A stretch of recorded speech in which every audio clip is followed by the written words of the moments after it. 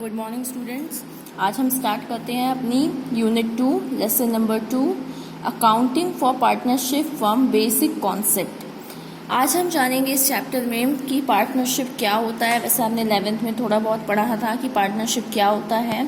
Partnership एक type का relation होता है टू या टू से ज़्यादा पर्सन के बीच में एक लीगल बिजनेस को वो कैरीड आउट करते हैं और जो भी प्रॉफिट और लॉस होता है बिजनेस का वो आपस में शेयर करते हैं। तो चलिए हम स्टार्ट करते हैं अपने चैप्टर को with the introduction. Meaning of partnership: the efficiency of a businessman and his capacity to arrange huge amount of capital is very limited। जो एक पर्सन में एफिशिएंसी होती है, एक नॉलेज होती है या उसके अंदर जो कैपेसिटी होती है मनी को अरेंज करने की, वो बहुत लिमिटेड होती है। As such, he finds himself unable to expand his business। उसे बहुत दिक्कत जाती है अपने बिजनेस को बढ़ाने में, ग्रोथ करने में, एक्सपेंड करने में। In order to carry a business at large scale, large amount of capital and greater efficiency is required। अगर उसको बिजनेस को अपने बहुत बड़े स्केल में चलाना है तो उसे बहुत ज़्यादा अमाउंट ऑफ कैपिटल की नीड होती है और उसको बहुत ज़्यादा उसके लिए नॉलेज, एनर्जी, कैपेसिटी की ज़रूरत होती है। In other words, arrangement of huge amount of capital, better administration, management and control cannot be found in one person। इसमें यही बोल रहा है कि बहुत ज़्यादा अमाउंट ऑफ कैपिटल की ज़रूरत होती है। बेटर एडमिनिस्ट्रेशन मतलब पॉलिसीज़ की, रूल्स एंड रेगुलेशंस की ज़रूरत होती है। मैनेजमेंट मतलब स्टेप्स की ज़रूरत होती है कि किसको कौन सा काम करना है, किस वर्क को कौन मैनेज करेगा, कौन देखेगा और उसे कंट्रोल करेगा। तो ये सब क्वालिटीज़ हम एक पर्सन में नहीं देख सकते हैं। Some persons may have capital but they may do not have experience and expertise of conducting business in efficient manner। आप देख सकते हैं कि एक पर्सन के पास बहुत पैसा है लेकिन उसके पास सभी क्वालिटीज़, सभी नॉलेज नहीं हो सकती है। Some have knowledge and experience of conducting business efficiently but they may lack in capital। और किसी के पास नॉलेज होता है, एक्सपीरियंस होता है उसका वर्क को करने का, बट उसके पास उतने पैसे नहीं होते हैं, कैपिटल नहीं होती है। But these are required for efficient and smooth conduct of business. लेकिन एक बिजनेस को अच्छी से चलाने के लिए दोनों चीज़ों की ज़रूरत होती है, नॉलेज की भी और मनी की भी बहुत ज़्यादा ज़रूरत होती है। Then when the man who have capital and the man who possess skills and technical knowledge decide to work together can form partnership business। जब दो पर्सन या दो से ज़्यादा पर्सन जिनके पास नॉलेज होता है, एक के पास सपोज करिए नॉलेज है, एक्सपीरियंस है और दूसरे के पास कैपिटल है, ये दोनों थोड़ा थोड़ा कैपिटल लगाते हैं और एक बिज़नेस को चलाने के लिए एग्री होते हैं, तैयार हो जाते हैं, तो वो क्या बनता है? पार्टनरशिप बिजनेस बनता है। देखिए यहाँ पे आपको कुछ राइटर्स की डेफिनेशन दी हुई है। According to Kimball, as the business grows, the method of trade of sole proprietorship becomes insufficient। जैसे जैसे बिजनेस बढ़ता जाता है, बिजनेस में प्रोग्रेस आने लग जाती है, वैसे वैसे सिंगल पर्सन के लिए बिजनेस को चलाना पॉसिबल नहीं होता है। The responsibilities and duties of sole proprietor मतलब जो दायित्व होते हैं, जो कर्तव्य होते हैं, जो उसके रिस्पॉन्सिबिलिटीज होती है, वो धीरे धीरे एक सिंगल पर्सन पे बढ़ती जाती है। चलिए हम नेक्स्ट पेज में आते हैं। चलिए page number 58। increases so much that the owner of the business become desirous to take the help of other to flourish his business। मतलब वही बोला है कि रिस्पॉन्सिबिलिटीज़ और ड्यूटीज़ उस पर इतनी ज़्यादा इंक्रीज़ हो जाती है एक सिंगल पर्सन पे कि उसे किसी और की हेल्प की ज़रूरत पड़ने लग जाती है अपने बिजनेस को अच्छी से चलाने में। Thus, we can say that when people possessing different qualities and capabilities agree to conduct the business together, we can call the same as partnership। वही बोल रहा है कि एक किसी पर्सन में कुछ क्वालिटीज़ है, कुछ कैपेबिलिटीज़ है और वो जब साथ में बिजनेस करने को तैयार हो जाते हैं तो उसे हम पार्टनरशिप कहते हैं। अब यहाँ पे आपको डेफिनेशन दी हुई है पार्टनरशिप की। When two or more person agree to carry on a lawful business by employing capital knowledge and expertise and agree to share the profit and loss in a certain ratio, then it is termed as partnership. इसमें ये बताया गया है जब दो से ज़्यादा persons एक बिजनेस को, कैसा बिजनेस होना चाहिए, लीगल होना चाहिए, लॉफुल होना चाहिए, कोई इलीगल बिजनेस नहीं होना चाहिए, उसको करने के लिए तैयार हो जाते हैं जब वो अपनी कैपिटल लगाते हैं, अपना नॉलेज का यूज़ करते हैं और एग्री हो जाते हैं, साथ में काम करने के लिए तैयार हो जाते हैं। तो ऐसे में जो प्रॉफिट होता है या बिजनेस का लॉस होता है वो एक रेशियो में बांटते हैं, उसे हम पार्टनरशिप कहते हैं। The person who involve themselves in partnership are called partners. जो persons partnership business में होते हैं उन्हें हम क्या कहते हैं, partners के नाम से जानते हैं। Individually अगर single बोलना हो तो हम उनको partners बोलेंगे, and collectively called as firm, और जब हमको सबको साथ में बोलना हो तो उसे हम firm बोलेंगे। And name with which the business is carried out is called firm's name, और जिस नाम से business चलता है उसे हम firm का फर्म नेम कहते हैं। Partnership in India is govern by the Indian partnership act 1932 section 4। जो हमारे इंडिया में पार्टनरशिप के लिए एक्ट बनाया गया है या जो रूल फॉलो किया जाता है वो कौन सा रूल फॉलो किया जाता है, इंडियन पार्टनरशिप एक्ट 1932 सेक्शन 4। इसको अंडरलाइन कर लीजिएगा, ये इंपॉर्टेंट है। Statutory definition, according to Indian Partnership Act Section 4, partnership is the relation between persons who have agreed to share the profit of business carried on by all or any one of them acting for all। मतलब बताया गया कि partnership क्या है, एक type का relation है between persons, जो किसके बीच में है, पर्सन्स के बीच में है, जो आपस में प्रॉफिट और लॉस को शेयर करने के लिए क्या हो जाते हैं, तैयार हो जाते हैं। और जो बिजनेस होता है वो कोई एक चला रहा होता है, जिसको मतलब सबने हेड बनाया होता है या सबकी परमिशन से उसके ऊपर रिस्पॉन्सिबिलिटी दी जाती है, या सभी अलग अलग या सभी उसी काम को देखते हैं। कुछ ये डेफिनेशंस दी हुई हैं, ये आपको खुद से रीड करनी होगी। कुछ एक्सपर्ट्स की डेफिनेशन दी हुई है, जैसे किम्बल एंड किम्बल की दी हुई है, हनी की दी हुई है, जॉन ए सुबिन की दी हुई है, डॉक्टर VR स्प्रेगाल की दी हुई है। अब देखिए यहाँ पे कुछ एक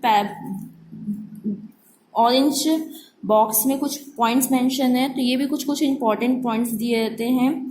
the birth of partnership takes place from mutual understanding which can be written or oral। बोला जा रहा है कि पार्टनरशिप की शुरुआत कब से होती है, जब वो दोनों एग्री कर जाते हैं बिजनेस को चलाने के लिए, चाहे वो ओरल फॉर्म में तैयार हो जाए या वो रिटन फॉर्म में तैयार हो जाते हैं। The profit sharing ratio is certain, मतलब कुछ ना कुछ रेशियो होता है।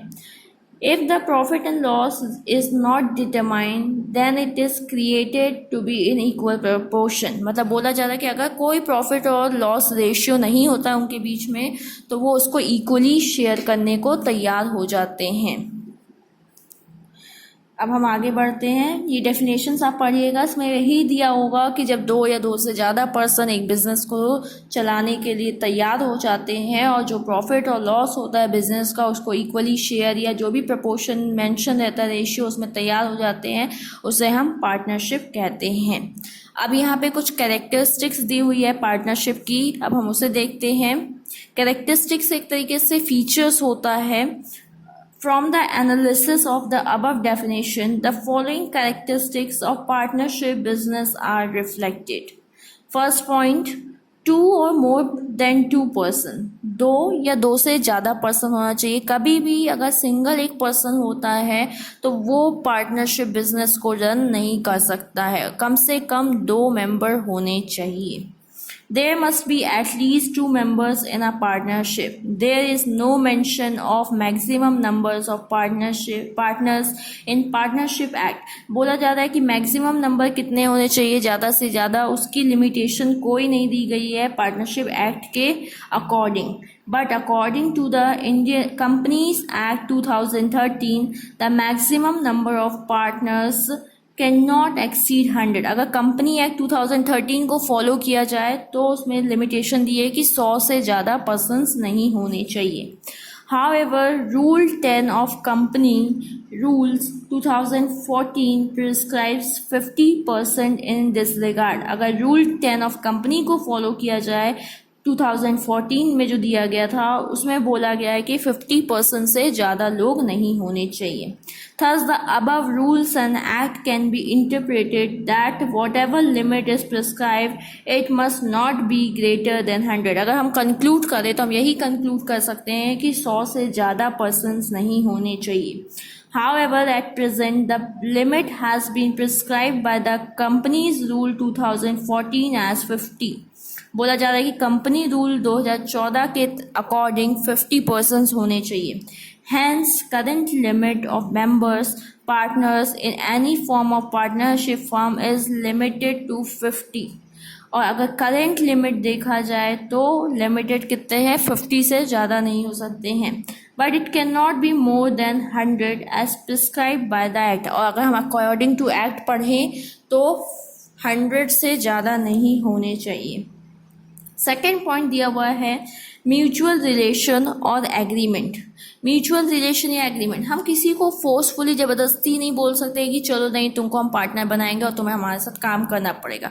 उसकी खुद की इच्छा होनी चाहिए, खुद का उसका मन होना चाहिए, तब वो जाके पार्टनरशिप कहलाएगी. और उनके बीच में एक एग्रीमेंट होना चाहिए. भले वो एग्रीमेंट चाहे रिटन हो या ओरल हो, लेकिन हम रिटन को ज़्यादा प्रेफरेंस देते हैं क्योंकि फ्यूचर में कभी किसी के बीच में लड़ाई हो तो हमारे पास प्रूफ रहता है कि बोलने के लिए कि आप और हमारे बीच में ऐसा ऐसा कंडीशन, टर्म्स और कंडीशन डिसाइड हुए थे, अब आप उसको चेंज नहीं कर सकते हो. तो रिटन वाला हमेशा बेटर माना जाता है हर सिचुएशन में क्योंकि वो हमारे एज अ प्रूफ के तौर पे काम करता है. चलिए अब हम देखते हैं क्या लिखा हुआ है इसमें. In partnership business there must be mutual agreement or contract between the partners. मतलब एक एग्रीमेंट होना चाहिए पार्टनर्स के बीच में. When there is no mutual agreement between the partners, such associations of person will not be called partnership but a coincidence. अगर agreement नहीं होता है, अगर वो अपने मन से एग्री नहीं होते हैं तो वो पार्टनरशिप कभी भी नहीं कहलाएगा बल्कि एक कोइंसिडेंस कहलाएगा.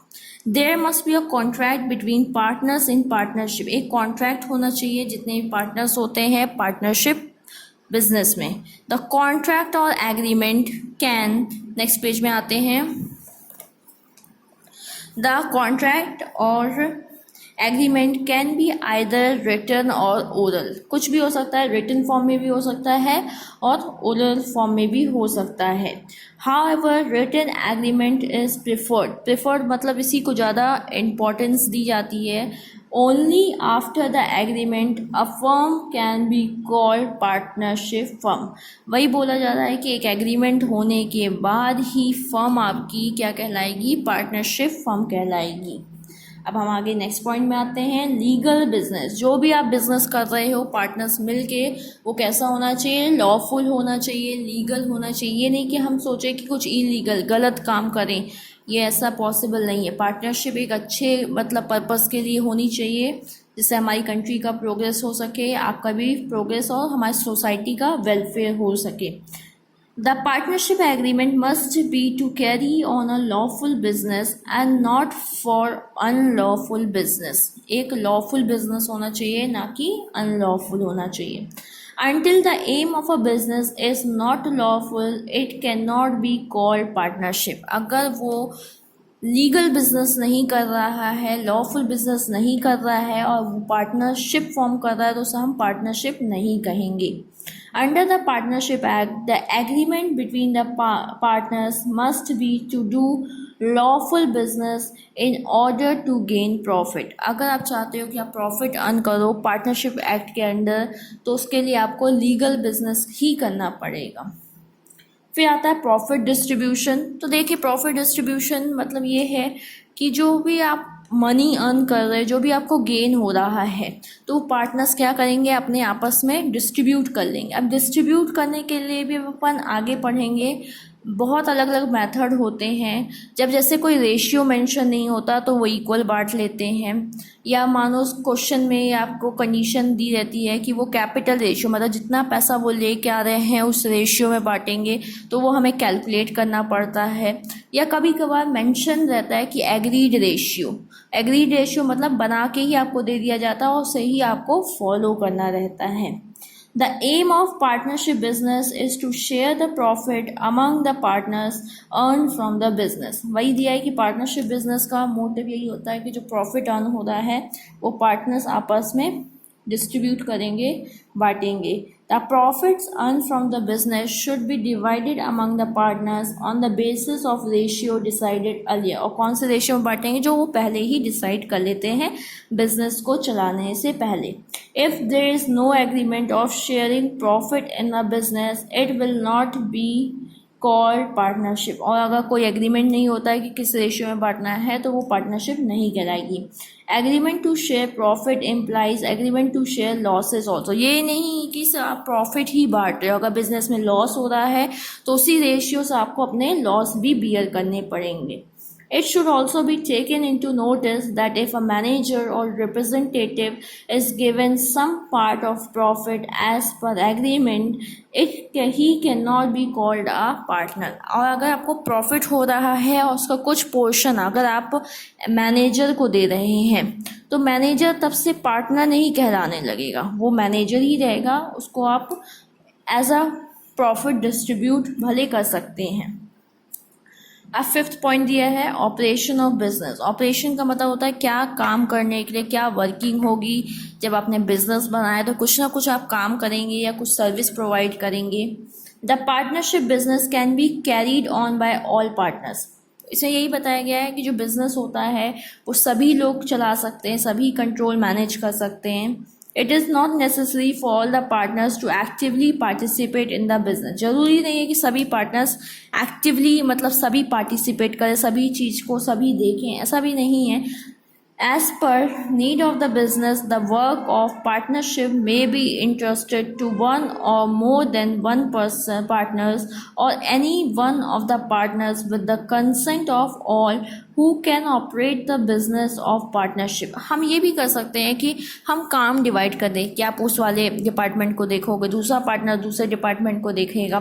तो ऐसे में क्या होता है कि एक पर्सन पे उस चीज़ की रिस्पॉन्सिबिलिटी आ जाती है, लेकिन हमारा एक तरीके से वर्क डिवाइड हो जाता है। तब हमें उस पर ट्रस्ट करना पड़ता है कि वो अच्छी से काम करेगा, और अगर वो कुछ गलत करता है तो उसके लिए फिर सभी रिस्पॉन्सिबल होते हैं। The remaining partners will be held liable for the act done by the other partners। में वही दिया हुआ है कि अगर वो कुछ गलत करता है तो फिर सभी रिस्पॉन्सिबल होंगे। In this manner, a partner act as an agent for the firm as well as other partner। इसी तरीके से जो जितने भी पार्टनर हैं वो एक एजेंट के तौर पे काम करते हैं फर्म के लिए भी और दूसरे पार्टनर के लिए भी। अब हम आते हैं 6th पॉइंट पे, एजेंसी रिलेशनशिप। एजेंसी रिलेशनशिप वही है जो भी ऊपर वाला पॉइंट बताया गया है कि एक का काम अगर कोई कर रहा है तो दूसरे पर अगर गलत करता है तो सब लाइबल होंगे। तो वही है कि अगर कोई, जैसे हम प्रिंसिपल और एजेंट वाला केस ले लें, अगर एजेंट कुछ गलत काम करता है तो उसके लिए रिस्पॉन्सिबल प्रिंसिपल होता है। As the business carried on by an agent is expected as the work done by the principal। Agent के द्वारा किया गया काम प्रिंसिपल रिस्पॉन्सिबल होता है उसके लिए। In the same way the work done by partner is accepted to the work done by the remaining partners. अगर एक काम करता है तो बाकी दो भी उसके लिए रिस्पॉन्सिबल होंगे। As such, each partner make responsible the remaining for the act done by him in the name of partnership firm। So we can say that each partner is agent in a partnership firm। इसी तरीके से हम कह सकते हैं कि सब partners एक तरीके के एजेंट होते हैं बिजनेस के, फर्म के। अब आता है अनलिमिटेड लाइबिलिटीज़। अनलिमिटेड लाइबिलिटीज़ का मतलब ये होता है कि अगर आपके बिजनेस में लॉस हो रहा है या बिजनेस में लाइबिलिटीज़ बढ़ रही है, लोन बढ़ रहा है और आपके बिजनेस की प्रॉपर्टी सफिशिएंट नहीं है उसको फुलफ़िल करने के लिए, तो जितने पार्टनर्स आएंगे उनको अपनी पर्सनल प्रॉपर्टी भी यूज़ करनी पड़ेगी लाइबिलिटीज़ को सेटल करने में, उस लोन को सेटल करने में। In partnership firm, each partner has an unlimited liability. Unlimited liability means that in case of loss and at the time of dissolution of the firm, if the assets of firm are not sufficient to meet its liability, the private assets and properties of the partners can also be attached to meet such liabilities. वही बोला है कि अगर loss हो रहा है आपके business को बंद करते टाइम या आपके ऊपर लाइबिलिटीज़ बहुत ज़्यादा है तो और आपकी जो बिज़नेस की प्रॉपर्टी है या बिज़नेस का मनी है वो सफिशिएंट नहीं है सामने वाली की लाइबिलिटीज़ को लोन को सेटल करने में, तो उनकी प्राइवेट प्रॉपर्टीज़ भी यूज़ की जाएगी. Such type of liability is separately and jointly on all the partners. If all the partners declare themselves bankrupt except one, the remaining one solvent will be liable to pay the firm's liability. और अगर सभी partners अपने आप को bankrupt दिवालिया घोषित कर देते हैं तो अगर एक पार्टनर भी अगर सॉल्वेंट बचता है जिसके पास पैसे हैं तो फिर उसको पूरा सेटल करना पड़ेगा. Restriction on transfer of shares. अब देखिए जैसे किसी पार्टनर को अपना शेयर उसको मन कर रहा है कि मेरे को बिजनेस कंटिन्यू नहीं करना है, मैं अपना शेयर किसी और को दे दूँ, अपने घर के किसी मेंबर को दे दूँ, तो ऐसा वो नहीं कर सकता जब तक वो सब पार्टनर्स की सहमति न ले. There is restriction to transfer the share from one to another person without the consent of existing partners. इस लाइन में वही दिया हुआ है कि जब तक वो बाकी पार्टनर्स की सहमति या उनकी इच्छा या उनके डिसीजन के अकॉर्डिंग उससे वर्क करना पड़ेगा. Thus the investment in the partnership remain confined with few hands. वही जो पैसा लगाया जाता है, जो शेयर्स रहता है, वो कुछ ही पर्सन्स के हाथ में रहता है. Outmost good faith. इसमें यही बताया गया है कि जो भी आप बिजनेस कर रहे हो वो बहुत ईमानदारी से करो, सिर्फ अपना पर्सनल मोटिव मत देखो, सबका वेलफेयर सोचो, जितने पार्टनर्स हैं सबके लिए वर्क करो, ईमानदारी से काम करो और अच्छी से वर्क करो. The every basis of partnership business is good faith and mutual trust. Each and every partner should act honestly and fairly in the conduct of business. मतलब वही दिया हुआ है कि आप honestly और अपने ईमानदारी से काम करिए. Partners must have good faith in each other for running business smoothly. क्योंकि सब पार्टनर्स एक दूसरे पे क्या है, एक ट्रस्ट ही के तौर पे आपका बिजनेस चल रहा है. अगर आपका ट्रस्ट टूट गया तो फिर पार्टनरशिप में प्रॉब्लम आ सकती है. चलिए अब हम नेक्स्ट पेज में आते हैं. Page number 60, point number 10, contribution in capital. अब जरूरी नहीं है कि जितने पार्टनर्स है, सपोज 3 पार्टनर्स और तीनों एक लाख लगाएं, ऐसा पॉसिबल नहीं है. कोई 50,000 यूज़ कर सकता है, कोई 1 लाख लगा सकता है, कोई 2 लाख लगा सकता है, या किसी के पास पैसा नहीं हो तो 10,000 5,000 लगा सकता है अपनी अकॉर्डिंग से. According to agreement, every partner contributes his share in capital. सबको कुछ ना कुछ पैसे मनी लगाने पड़ते हैं, कैपिटल लगानी पड़ती है. It is not necessary that all the partners contribute equally. ये जरूरी नहीं है कि सब 1 लाख दें.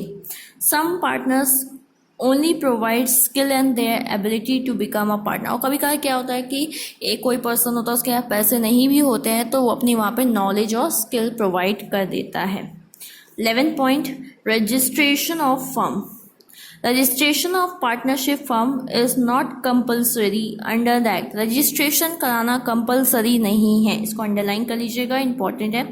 The only document which is required for the existence of partnership is partnership deed. Business को चलाने के लिए, पार्टनरशिप फर्म को रन करने के लिए जो डॉक्यूमेंट की ज़रूरत होती है वो होती है partnership deed.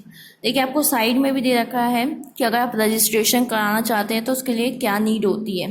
The registration of partnership can be done at the time of existence of the firm. मतलब आपका बिजनेस चल रहा है, आप कुछ दिन के बाद अगर करवाना चाहते हो तो भी करवा सकते हो.